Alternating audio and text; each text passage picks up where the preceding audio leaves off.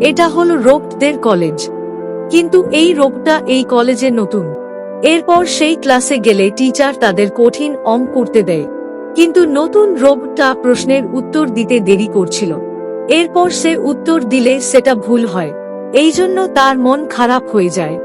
এরপর পিটির সময় একটা খেলার আয়োজন করা হয়। তাদের খেলা হয় দূর থেকে একটা জায়গায় বল ফেলা। তখন সবাই ফেলতে পারে, কিন্তু এই নতুন রোবটটা পারে না। এরপর তারা একটা দৌড় প্রতিযোগিতা করার জন্য রেডি হয়ে যায়, যেখানে সবার প্রথমে ভরা জলের বালতি নিয়ে ফিনিশ লাইনে পৌঁছাতে হবে। কিন্তু রোবটের স্পিড কম হওয়ার কারণে পড়ে যায়। তার দিন খারাপ যাওয়ার কারণে বসে বল মারার প্র্যাকটিস করছিল।